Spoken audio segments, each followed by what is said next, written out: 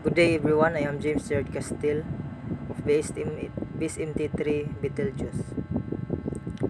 Anchoring procedure in action. Introduction. Anchoring is one of the most frequent operations on board ship. The duration and location of anchoring is influenced by a number of variables and external factors. Although the types of seabed is of paramount importance for anchoring, a soft muddy bottom or muddy bottom is preferred. Anchoring is a critical operation for vessel safety and navigation. This process requires precise communication, knowledge of equipment, and adherence to established safety protocols, especially at various weather conditions or challenging seabed characteristics. Key terminologies.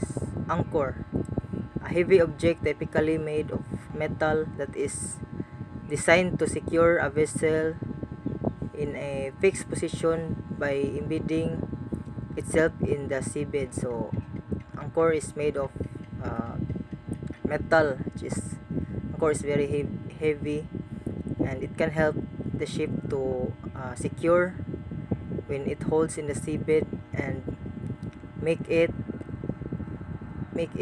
uh, stay in its desired fixed position.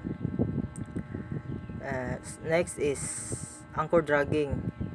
When the anchor unintentionally moves across the seabed due to insufficient holding or poor seabed condition, causing a vessel to drift. So when a vessel is or when the anchor did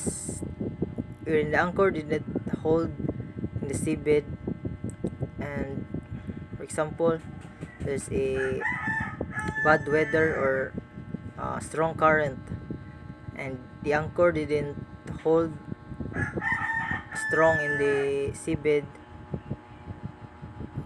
so when the vessel is drifting, then the anchor didn't hold in the seabed. That is called anchor dragging. Anchor away, the moment when the anchor is lifted off the seabed, signifying that it is free from the ground.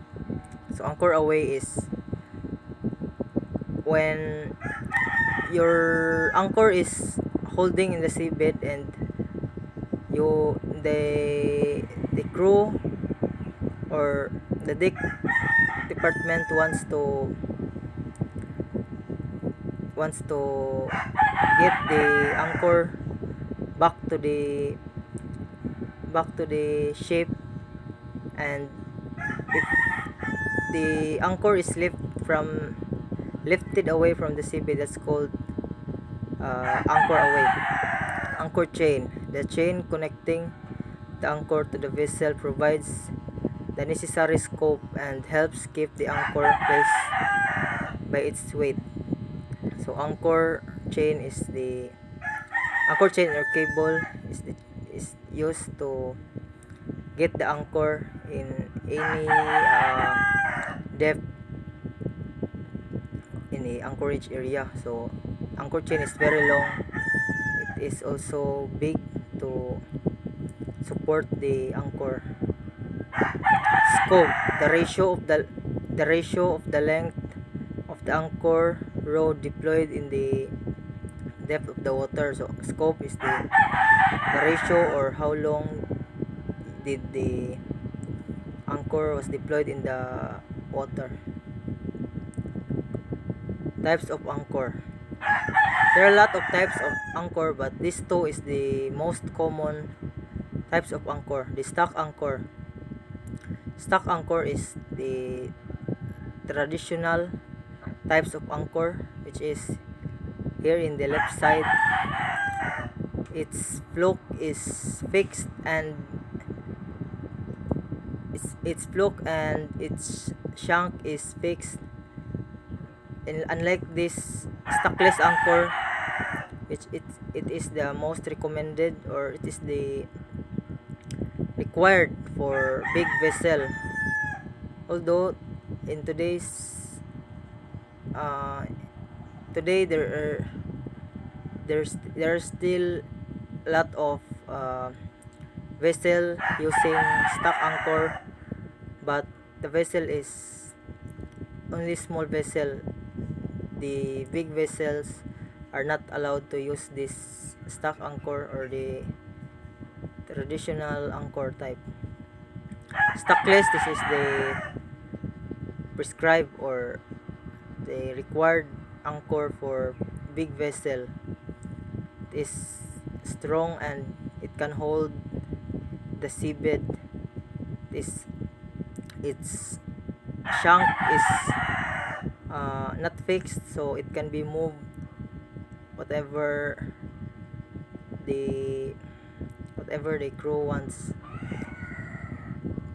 So these are the other types of anchor. There are a lot of types of anchor.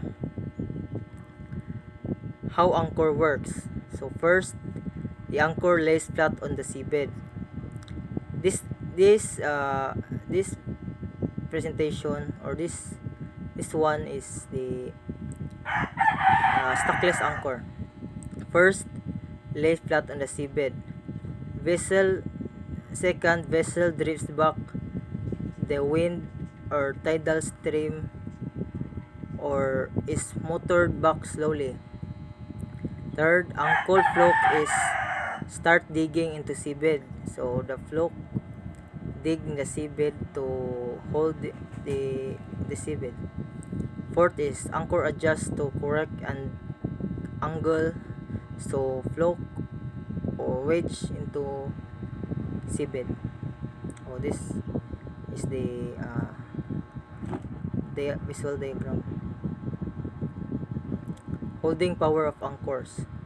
Three things that affects the holding power of anchors. First is construction of the anchor. So it can help the holding power of an anchor. So just like what I've said lately, the stockless or the construction of stockless anchor is not enough to hold power of anchor. So the prescribed is the stockless, which can hold very strong. Second is nature of seabed. So the most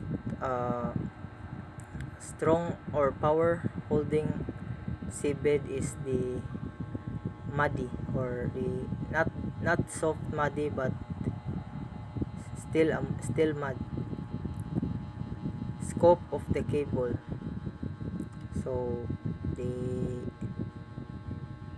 how long or how the scope of the cable, it can also affects the holding power. Anchor chain or cable. So anchor chain or cable is the big chain.